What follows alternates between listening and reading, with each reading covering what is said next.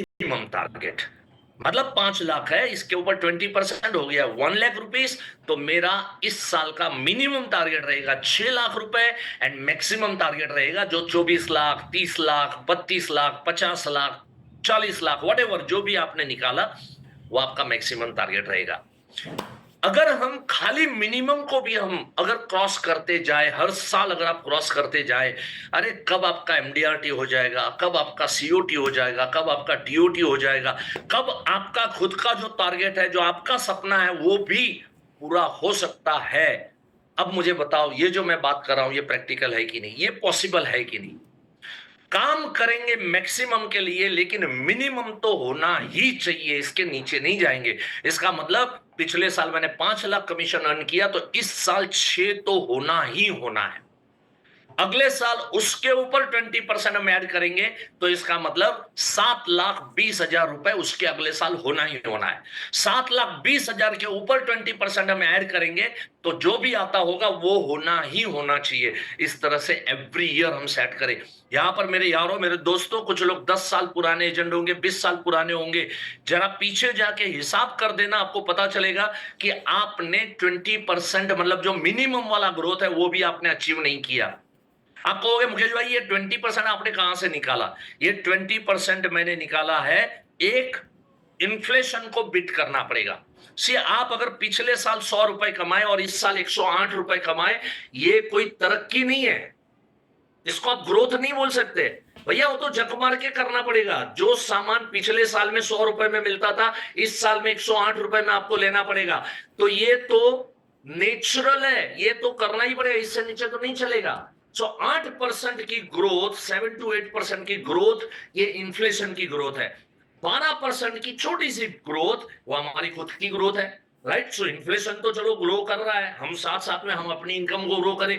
तो मिनिमम इसके हिसाब से, मैंने ऐसे ही नहीं बोला, मैंने, कुछ लोगों को लगता होगा ये 20% कहां से निकाला, बहुत ही लॉजिकली मैं बात आप लोगों के बीच में कर रहा हूं मैं। राइट? सो 20% एवरी ईयर हमारा मिनिमम मिनिमम मिनिमम ग्रोथ होना ही होना है। ये मॉनिटरिंग आज के बाद आपको शुरू करनी है। राइट? सो आशा करता हूं मेरी बात आप समझ रहे होंगे, आपको पसंद भी आती होगी, और आगे बढ़ेंगे अभी हम लोग। सो दो चीज मैंने आपको बताई, वन इज मैक्सिमम और सेकंड इज मिनिमम, और दोनों चीजों के ऊपर हमको फोकस करना है। Now we will proceed for the winners mindset. Right? Winners mindset हमने ये सेट कर लिया, चलो बड़ा वाला गोल हमने सेट कर लिया कि मुझे ये वाला सेट करना है, मुझे कंपनी वाला गोल सेट करना है, मेरा खुद वाला भी गोल मैंने सेट करना है। अब हम बात करेंगे विनर्स माइंडसेट, क्या होता है विनर्स माइंडसेट, उसके ऊपर हम लोग डिस्कस करेंगे। वंस अगेन यहाँ पर जो लोग भी नए लोग अभी जुड़ते जा रहे हैं, तो उन सबको मैं कहूंगा वंस अगेन मैं परफेक्ट सॉल्यूशन का तहे दिल से शुक्रिया अदा करता हूं कि इतने अच्छे प्यारे दोस्त मुझे यहाँ पर मिले, और मैं यहाँ पर आप लोगों के बीच में मेरी बातें साझा कर रहा हूं।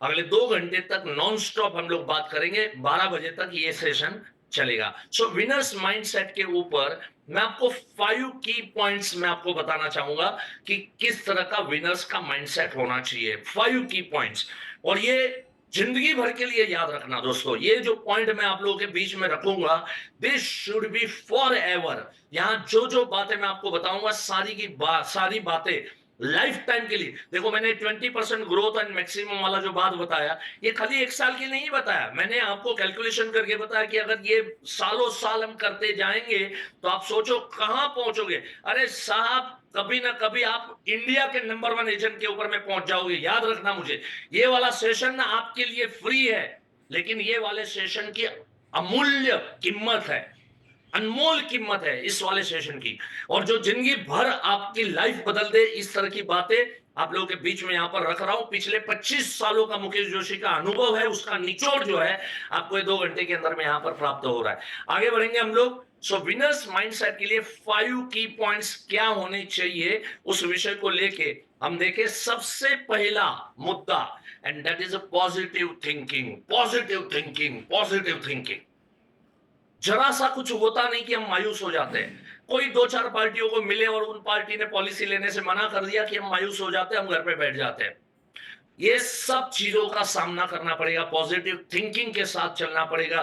कहीं कोई नेगेटिव थिंक आपके दिमाग के अंदर में कोई अगर डाल रहा है, मैं हमेशा से कहता हूं, अगर कोई आपको नेगेटिव बात कर रहा है, आपने किसी को कहा कि मुझे गाड़ी लेनी है, ये पॉजिटिव बात है, लेकिन सामने वाले व्यक्ति ने अगर आपको ये कह दिया कि भाई तू ईएमआई कैसे भर पाएगा, ऐसी व्यक्तियों से दूर नहीं रहने का।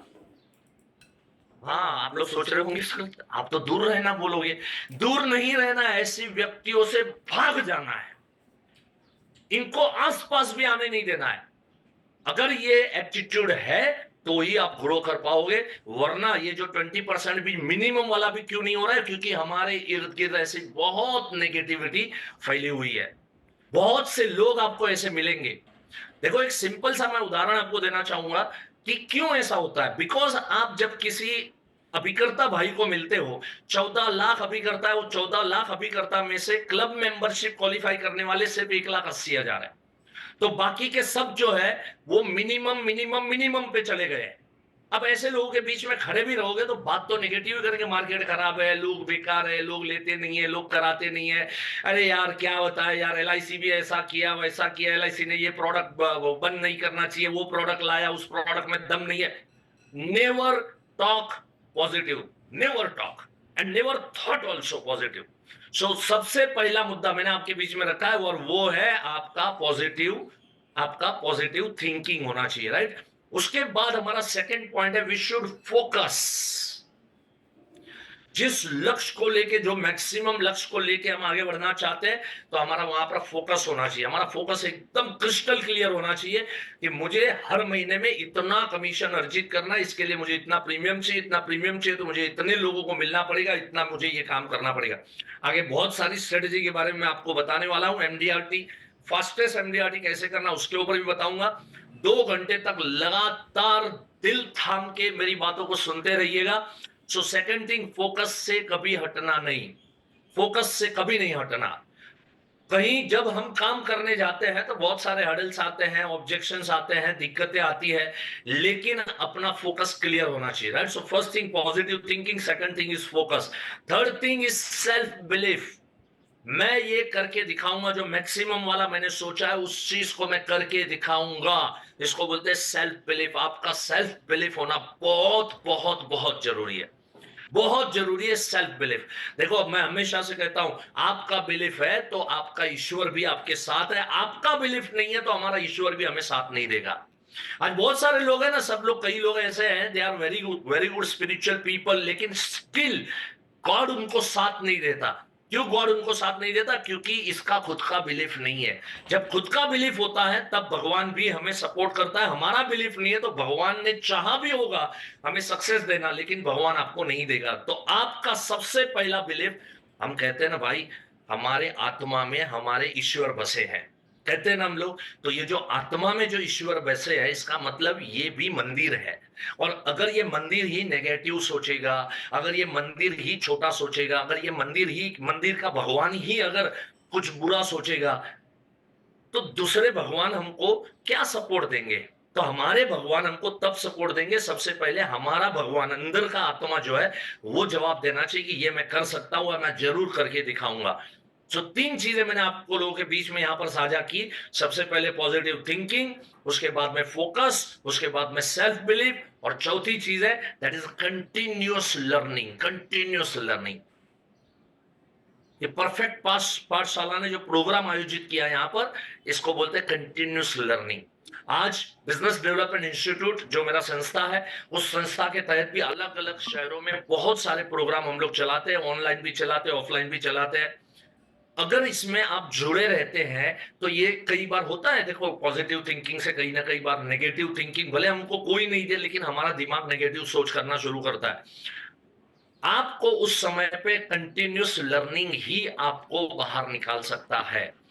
एक महिला पार्टिसिपेंट है, उर्वशी मैम करके है, उन्होंने काफी वर्षों पहले एक सवाल पूछा था। जब जब सर आपको सुनते हैं ना, काम करने की ऊर्जा मिलती है, काम करने की इच्छा होती है, काम कर भी लेते हैं। जब जब आपको सुनते हैं 15 दिन 20 दिन बहुत अच्छा काम चलता है, उसके बाद में 10-15 दिन जो है वापस ठंडे हो जाते हैं, फिर से आप आते हो, फिर से एक वो 12 महीने का हमारा जो एक सेशन था, तो हर महीने का 1 फुल डे, तो उसमें वो पार्टिसिपेट कर रहे थे। बोलते जब आपको सुनते हैं तो 15-20 दिन काम चलता है, फिर वापस जो है 10-15 दिन के लिए ठप हो जाता है। सर ऐसा क्यों होता है? और कब तक ये चलता रहेगा? कब तक ये continuous education, continuous education, continuous education कब तक करते रहेंगे? मैंने बहुत सुंदर आंसर दिया था दोस्तों। मैंने उर्वशी मैम को कहा, मैंने कहा आप मुझे बताइए कि रोज सुबह में उठ के हम सबसे पहले प्रक्रिया क्या करते हैं? तो हम मुंह धोएंगे, फ्रेश होंगे और फिर नहाने जाते हैं और शॉवर लेते हैं। लेते हैं ना शॉवर, हम सभी लोग शॉवर लेते हैं। जब वो शॉवर लेते हैं तो बड़ा अच्छा लगता है, नहाना अच्छा लगता है। एक दिन अगर नहाने को न मिले तो कितना अनकंफर्टेबल हम फील करते हैं। अगर एक दिन कहीं हम ट्रेन में बैठे हैं, सफर करके पहुंचे और अभी ट्रेन जो है वो शाम को 4 बजे पहुंचने वाली है। हम अगली रात को बैठे थे और शाम को 4 बजे डेस्टिनेशन पे, शाम को 4 बजे तक आप नहाए नहीं, आप अपने घर जाओगे या आप कहीं किसी दोस्त के घर पे जा रहे हो या कहीं रिलेटिव्स के घर पे जा रहे हो, जब तक आप नहाओगे नहीं आपको चैन नहीं आएगा। तो मैंने कहा जब हम रोज नहाते हैं, उसके बारे में हमने कभी नहीं सोचा ना कि ये रोज-रोज का क्या ये प्रॉब्लम है? रोज सुबह हुई कि नहीं नहाओ, रोज सुबह हुई कि नहीं नहाओ।